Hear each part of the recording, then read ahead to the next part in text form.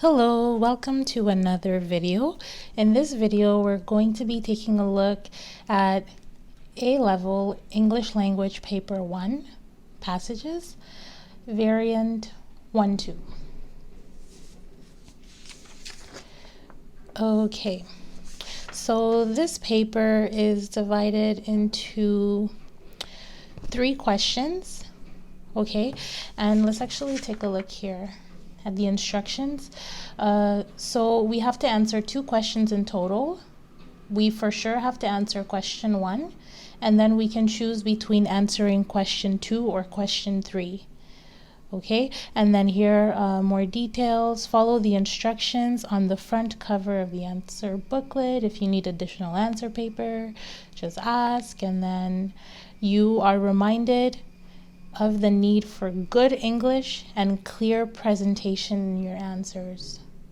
Okay, which makes sense because this is English language. All right, so let's take a look at question 1. Question 1 states, the following text is taken from a letter written in 1973 by the famous American novelist Kurt Vonnegut to Charles McCarthy, the chairman of the Drake High School Board. Considering one of Vonnegut's novels to be obscene, McCarthy had ordered the school to burn their copies of it. A. Comment on the language and the style of the text. B. Imagine you are a journalist and having read Vonnegut's letter, many years later, you decide to write an editorial piece about his life. Okay, so here we'll start with A, okay? But I always like to just read the questions just to make sure that I know what's coming. And in part A of question 1, we're told to comment on the language and style of the text. And then we are also told that we will need to write an editorial piece about Vonnegut's life.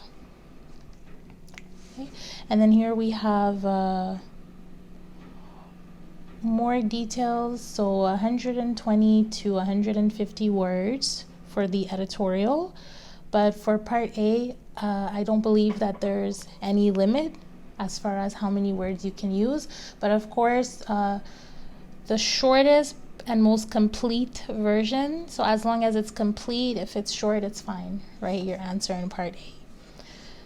So first thing that we will do is we will just go ahead and read the letter before I give you tips and tricks on how to solve part A and part B of question 1. Okay, so here we go.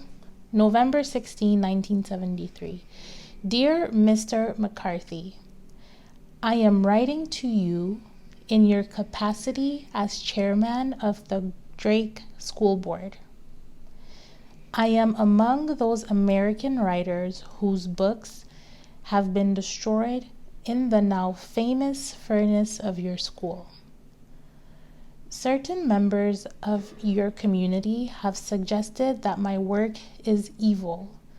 This is extraordinarily insulting to me.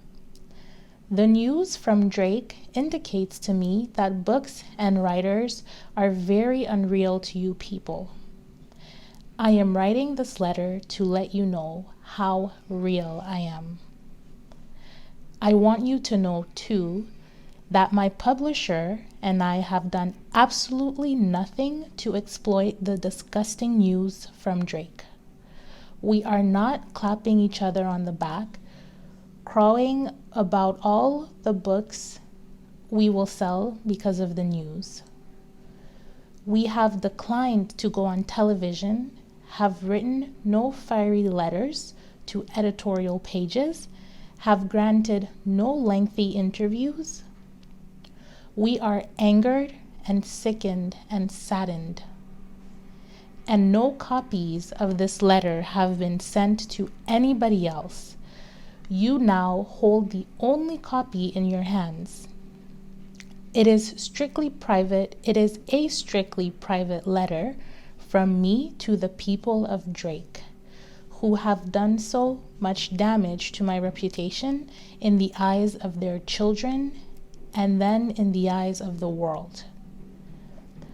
Do you have the courage and ordinary decency to show this letter to the people, or will it too be consigned to the fires of your furnace?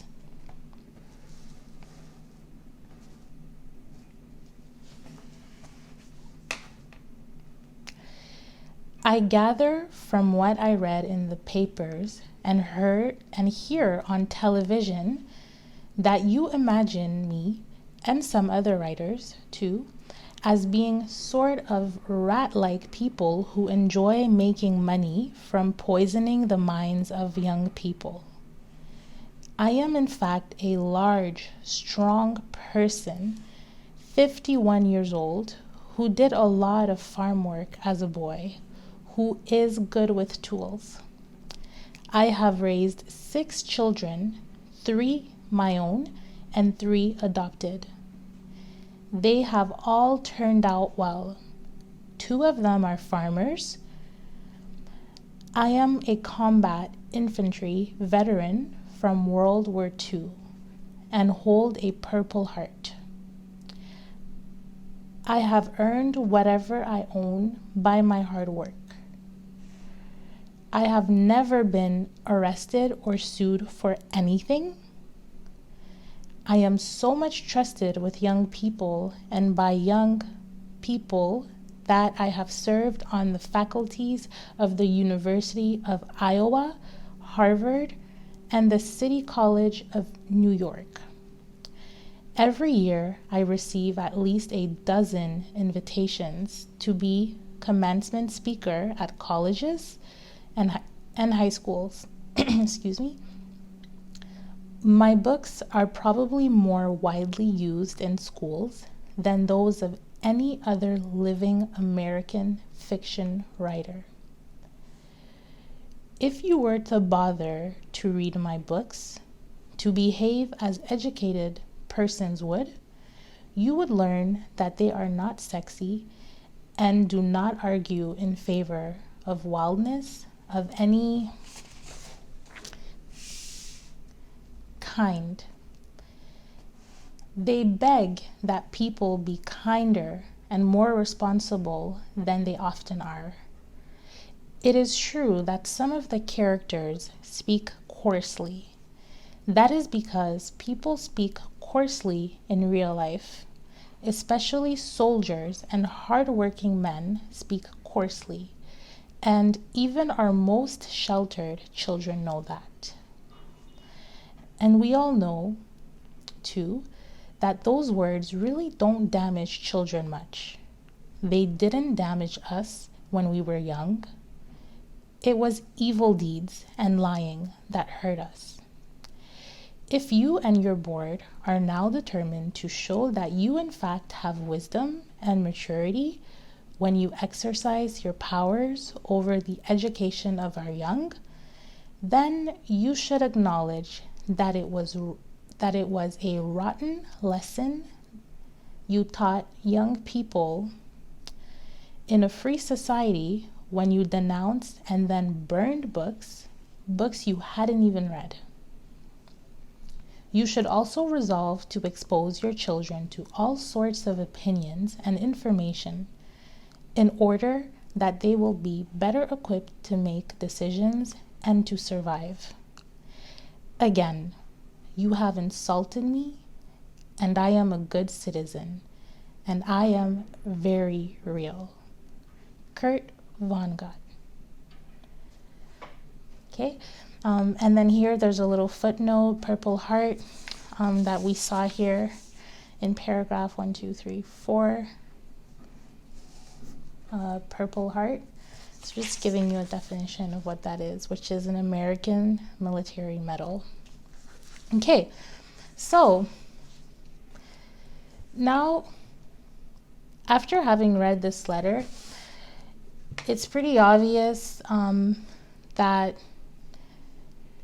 Kurt, so the author of the letter, is really angry. Okay, and I'm sure you could tell by the way that I read the letter. I did that on purpose. there's a lot of anger in here. So that's something that is just really obvious from the start. We're being asked to comment on the language and the style of the text. And the first thing that I want to do regarding that is we need to think about what is language and style. Okay? So language is more so the type of words that are used and the grammar itself, the sentence structure, so everything that is super technical when it comes to writing. And however, style is more personal to the writer themselves. So in order to create style, you must use language, right? So language is within style because you need language to create a style when you're writing, right? Because you're writing using words and grammar. So for the style, it's more so, how does the writer use their words? Okay, how are they using it in a positive way? Do they use cursing words? What vibes? So kind of the atmosphere and the effects of their words on the reader. Okay, and how does the writer communicate? So formally, informal. So what vibe, what mood do you get from the writing? Okay, so examples here. We have for language, vocabulary, complex versus easy, first person versus second person. Okay, and in this letter, I believe that we were more so looking at first person because the author is speaking for themselves and their experience. They say I a lot. And then I believe that the vocabulary being complex or easy, I would say that it's a pretty easy read. So he's not using really super fancy words. It's still easy to understand. You get the overall message pretty easily, but he still writes in a very formal and educated and, how can I say, sophisticated way. Sentences, long versus short. Okay, you can also comment on that when you're commenting on language. Do you notice that the sentences are super long or are they super short? Figures of speech, I'm sure you know quite a few. So example, metaphors, hyperboles, and similes. Okay, and on the other side with styles, we have the rhetorical strategies. You have pathos, ethos, logos, right? And pathos is more calling onto people's emotions, trying to make them emotional with your writing, right? So you're calling on the audience's emotions. Ethos is being very assertive and showing your dominance and your credibility, right? So very strong and dominant in that sense. Logos is taking a closer look in things that are logical. So is he stating facts or are there statistics? And so this is more has to do with logic. Okay, and style as well. We take into consideration the tone. And you also have, are they writing in the past? So what tense? Is it flashbacks? Do they go flash forward? Do they do flash forwards? So it depends on the author. Okay, and I do plan, by the way, on making a more detailed videos where I'm just going to take each points about style and language and explaining them very deeply with explicit examples, so we can just take a look at all of these things one by one. Okay, but for this question, part A, this is what you should take into consideration, okay? And here, I'll also share with you an example of the answer that I came up with. Okay, so we could take a look at that, and then as I go through the answer, I'm also going to refer back and show examples in the text, just so that my answer is very clear to you. So my answer begins for part A. So my comment on the language and style is Kurt Vonnegut's letter. And here I added written in first person, right? Because we're commenting on the language and it's written in first person. So I thought it would be nice to just squeeze it there. So his letter written in first person is very private and personal, despite it being written in a formal and eloquent style. Yeah, at first I used way, but I think that style just makes it more explicit so that they know I'm talking about the style.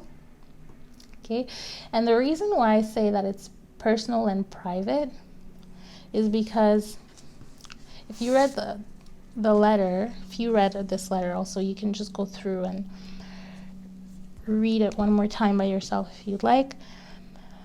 But here he says things like, I am writing to you. So I'm writing to you. I'm writing to this letter to let you know how real I am. And then here he also says, no copies of this letter have been sent to anybody else, right? So he's really targeting specifically Charles McCarthy and the other board members. It's very personal, but also I just believe that reading this letter, it's also very clean and sophisticated. So you can, as you read, you can tell that it's somebody who is able to express their feelings and their emotions coherently, and it flows nicely, right? So that's why I said it's eloquent, and it's also formal, because from the words that he uses, he doesn't use any slang, or everything is no abbreviations as far as I was able to tell. And here he says I am instead of I'm. He could have said I'm writing to you, but he says I am, which is signs of formality, so it's formal. Okay. And then here I go on to say, for its entirety, Vonnegut's tone is full of resentment and contempt. So resentment, he resents McCarthy, which is the school board chairman, for all the nasty claims and also for ordering to have his books burned, right? If I was an author and you spend so many months writing a book and somebody just says, this is horrible, let's just burn them, that's extremely insulting. So there's a lot of resentment there, and also contempt. Contempt means that you look down on someone.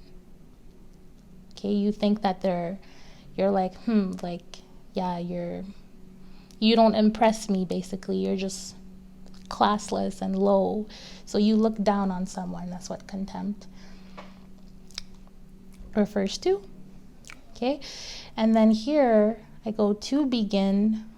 Vonnegut measures himself against McCarthy with incredible confidence, which I think is important because there is a lot of effective confidence in that letter. When he speaks, you can feel the confidence through the words.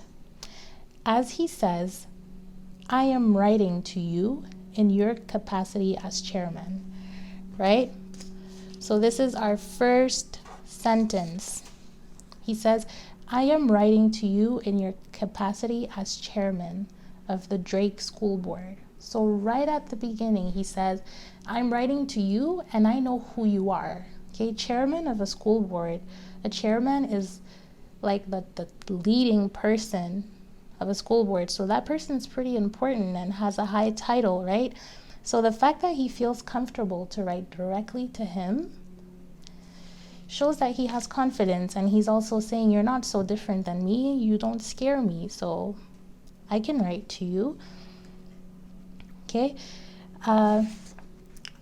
so he says that first sentence of paragraph 1, and then he says, I am writing this letter to let you know how real I am, in paragraph 2. So that was here. How real I am. Okay, so first I know who you are, and then now it's my turn to tell you who I am. Okay, so he's sizing himself. We're like equals.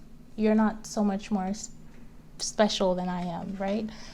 Okay, by doing so, the author instantly instills the feeling of tension and confrontation, making it clear for the reader that he is not afraid to address McCarthy head on.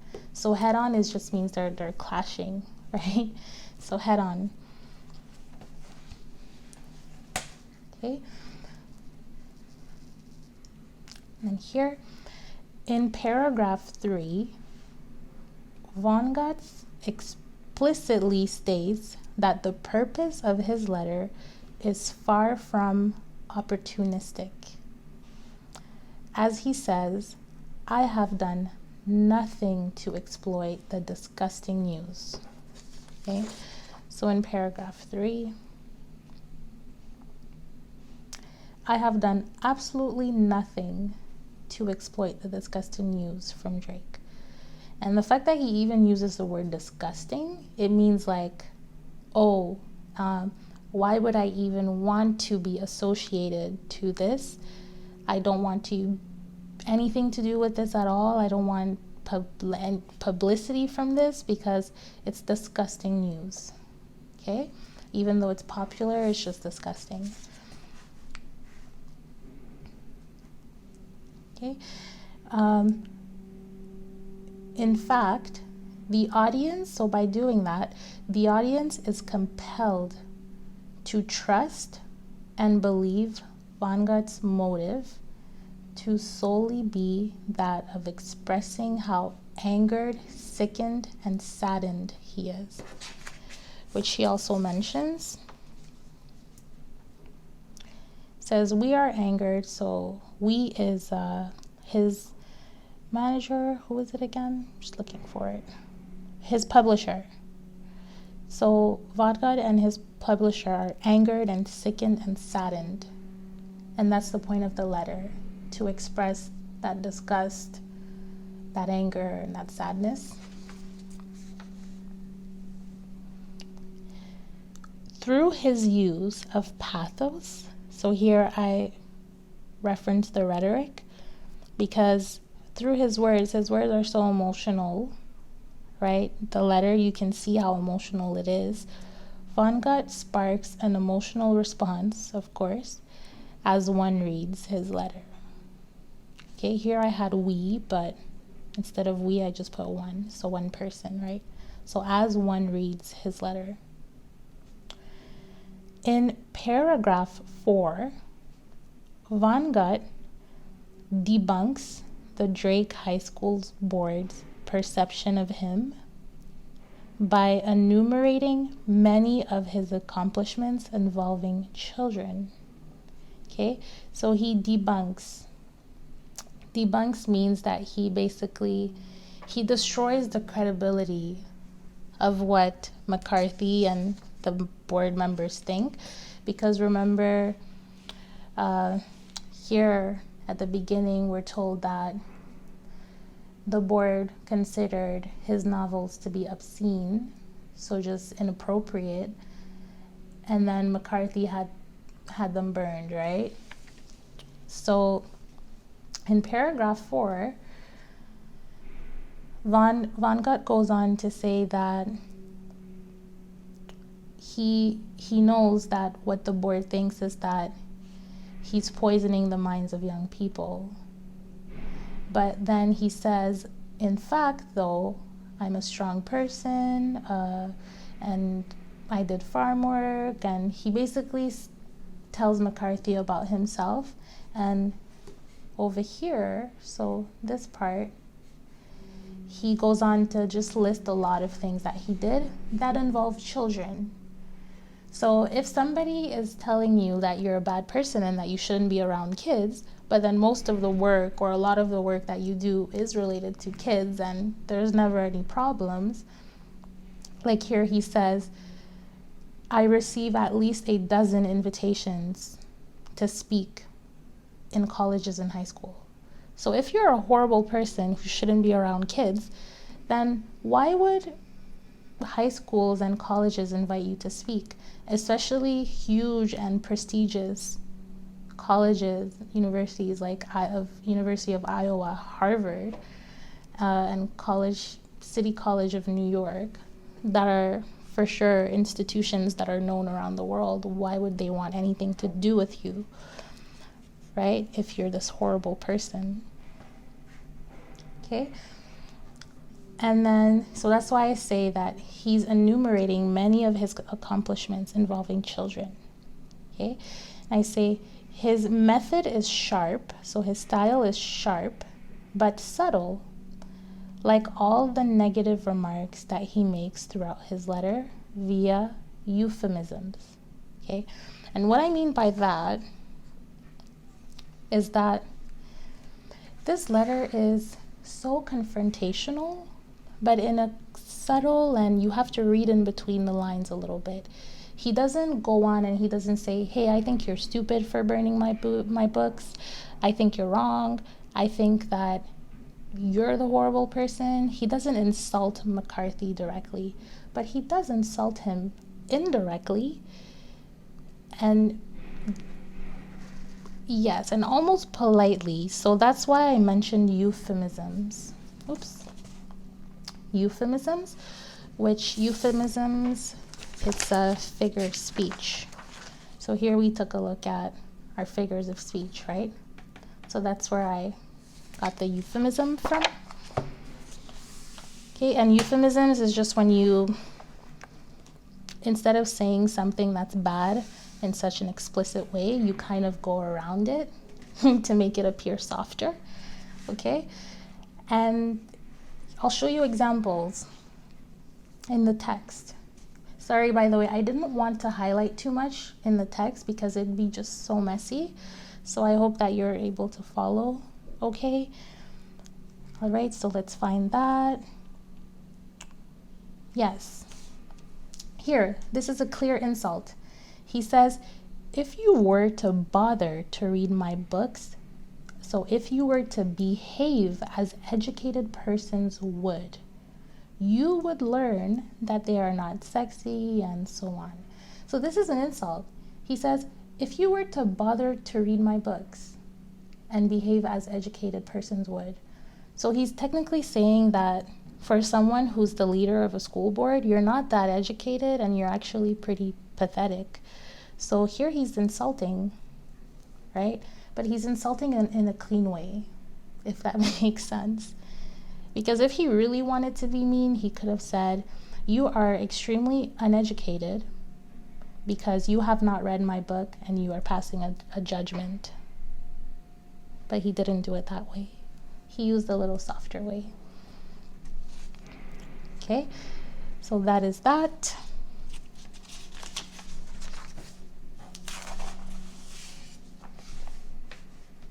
Okay. And then I say, to core his message, Vonnegut challenges McCarthy to prove his level of maturity and wisdom by daring him to recognize his wrongdoings. He says, if you and your board are now determined to show that you, in fact, have wisdom and maturity, so, and then he goes on, it's in this part here.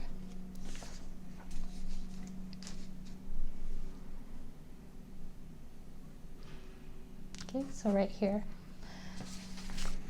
So he says that, and I say, there's a double effect in that sentence. Okay, if you read the sentence closely, there's a double effect. Vonnegut, again, he's expressing his lack of faith through his tone. And when I say lack of faith, it's lack of faith, lack of respect in regards of McCarthy and the board members. So he doesn't really expect much from them. He doesn't really respect them. Through his tone, all while, so he's doing that while he's provoking McCarthy. Okay, because he says, if you want to prove that you guys are so smart and so mature, then I would want you to, here he says, you should acknowledge that it was a rotten lesson you taught young people in a free society. So he says you should acknowledge. So if you're so smart and so wise and so mature, acknowledge that you were wrong, right? So he kind of knows that maybe that won't happen, but there's a double effect, because if McCarthy doesn't take action, Vonnegut and himself will be aware of it, and Vonnegut will somewhat be proven to be right. So in either situation, Vonnegut wins, right? Because this letter is so personal. So if McCarthy was to burn the letter and to not admit that maybe what he did wasn't right, then for the rest of their lives, both him and Vonnegut would know what he did, and McCarthy would have to live knowing that Vonnegut thinks that he's a coward, and that, you know, his ego, his pride would take a hit. But on the other hand, if McCarthy does admit that he's wrong, then that's amazing for Vonnegut as well, because the person who did you wrong goes to the public and they expose themselves without you needing to do anything other than writing the person a personal letter. Okay? So that's why I say there's a double effect. So it's win-win in a sense. And then I go on to say, all in all, Vonnegut's letter, I might be butchering his name. It might be Vonnegut, or I have no idea. Okay, if you guys know how to pronounce that, let me know in the comment section. But Vonnegut's letter is easy to read. The sentences are long or medium length, right? If you take a look at most sentences, I find them pretty long.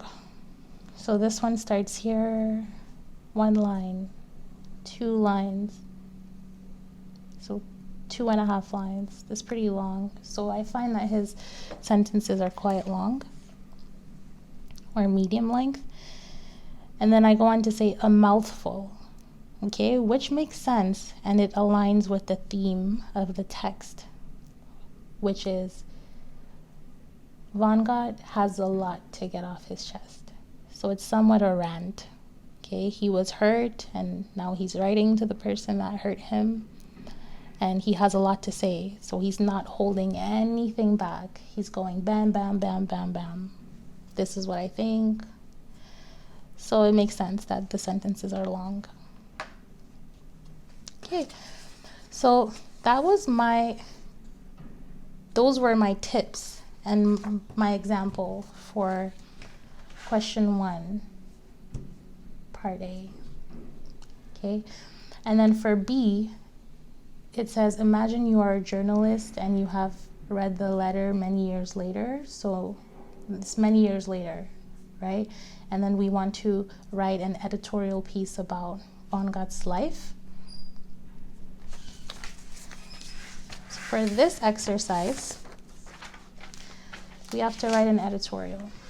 Okay. The first thing we need to do is figure out what is an editorial. Okay. So an editorial is an article written to voice your opinion on issues pertaining to society. Okay. So related to this letter, what is the issue here? The issue is that books were judged to be too inappropriate for children of a school, so they were burned. Okay, so that's the issue right now. What is appropriate for children to have access to in schools versus what is not? Okay, and the purpose of an editorial is to raise questions. Okay, so to bring up questions that everybody's asking themselves and really shedding light on those questions.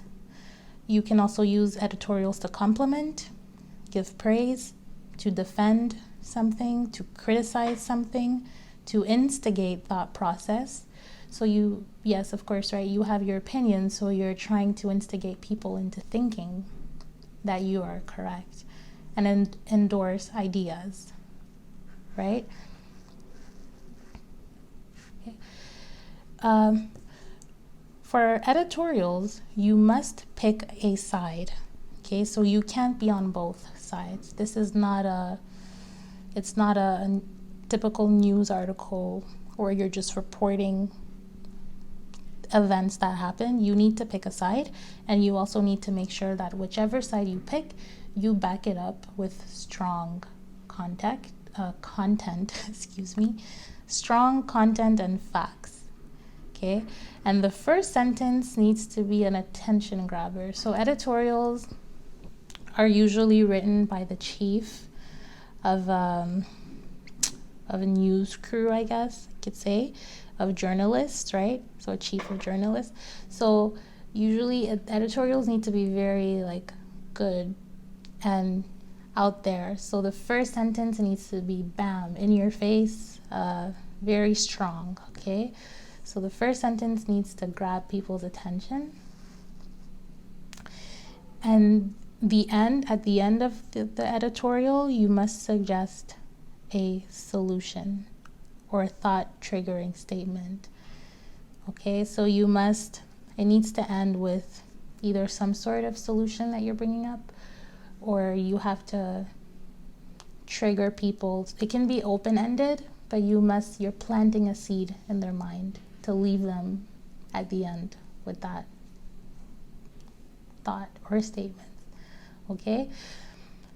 Editorials as well, it's good for them to be short, which I believe is why they also put a limit on 120 to 150 words. Short, concise, and interesting. Okay? And also this is probably a part where they will be pretty much expecting a lot from your use of grammar, because editorials you need to use really, really good English when you're writing. So this part can be a little bit tricky. Okay, so now if we take a look at the letter, right, the easiest and the most obvious thing for you to do is to be on Von Gogh's side, because this is his letter and this is his perspective. So the obvious choice is that you're going to either praise him for how brave he was. One idea is, let's write it here.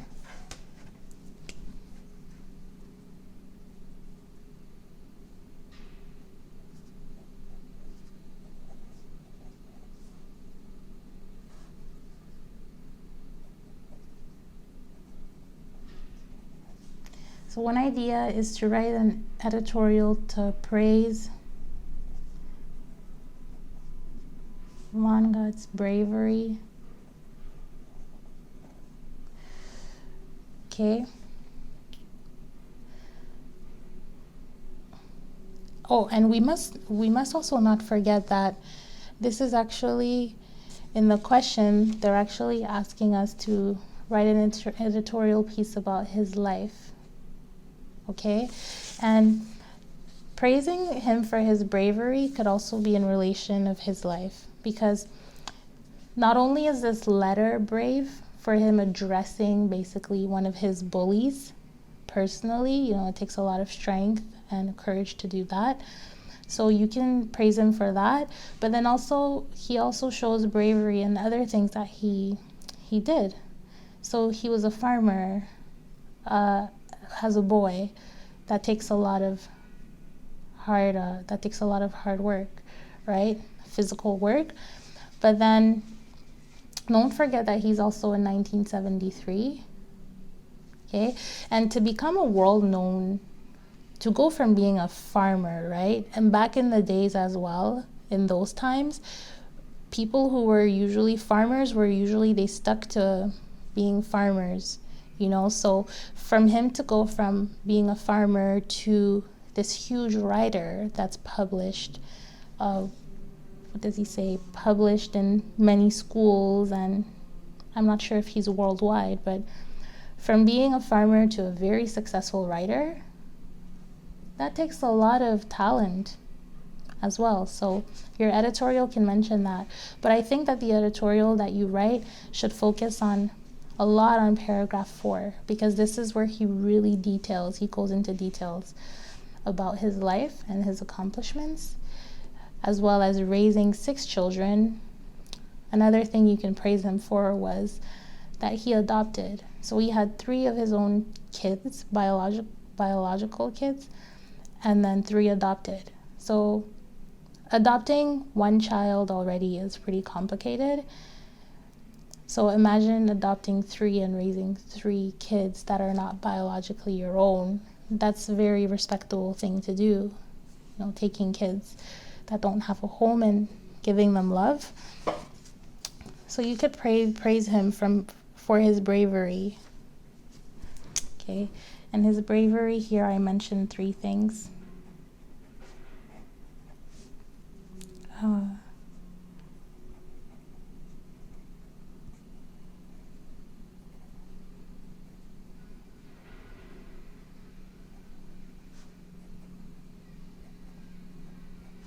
Okay, so addressing his bully,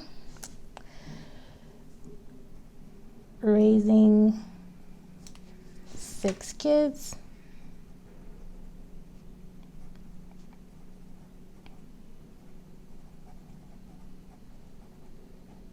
oops, sorry, couldn't see, raising 6 kids, 3 of his own, 3 adopted, and then also becoming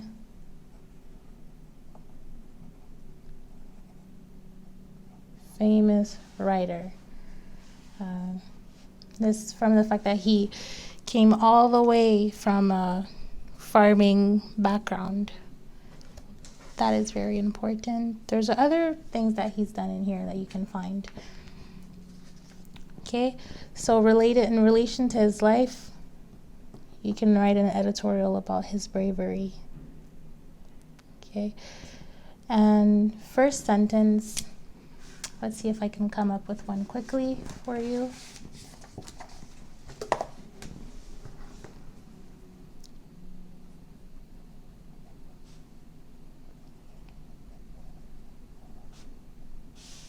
My first sentence would be,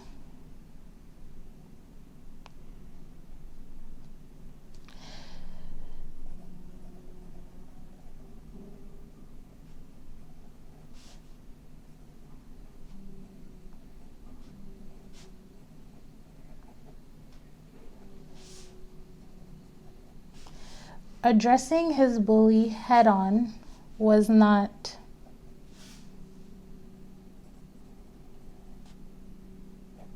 full name for dramatic effect, was not Kurt Vonnegut's first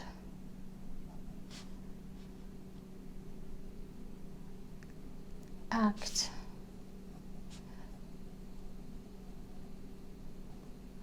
of bravery.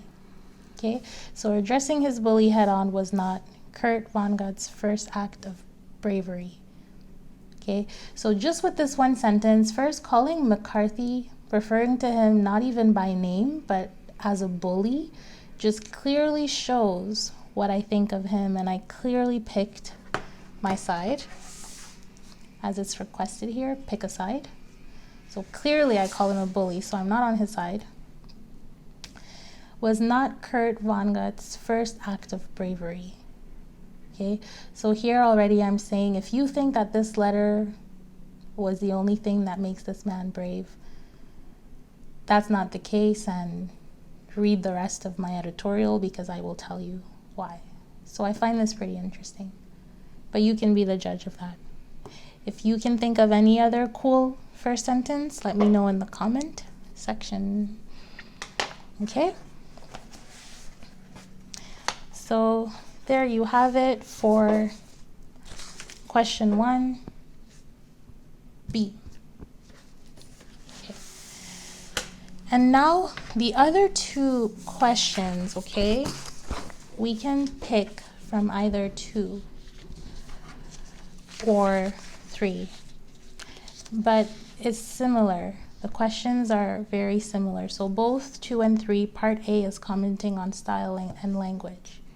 Okay, so using those tips and tricks regarding style and language, you could use the same tactic and do the same for both these texts. Okay, now my thing here is I read both texts in advance to be able to give you good advice. And based on my personal preference, I find question 2 a lot more easy to read and a lot more, given the time restriction as well of an exam, I would go with question 2. Because here they're just talking about, it's a travel company that's talking about why you should take their package on your trip to Rio. Okay, so it's very easy to read. But then here, question 3, when I started reading it, I was like, okay, wait, this one is a little more technical, like the English is a little more on the heavy side. The first thing that I did when I put this question in front of me is I noticed this word, and I was like, okay, nope, question 2 it is. Yeah, so this one is a lot more technical. The language is complex. Okay, but let's take a look at question B. So the way that I would also determine is just by eyeballing the text and seeing which one I could read faster, because we have the time limit. And then second thing I would do is I know part A is the same for both, so I would look at part B to see what they're asking me for. So let's start with 2. So 2B, they're asking me for, so they're asking me to imagine that I decided to go on the trip and that I returned to my hotel evening of day 2.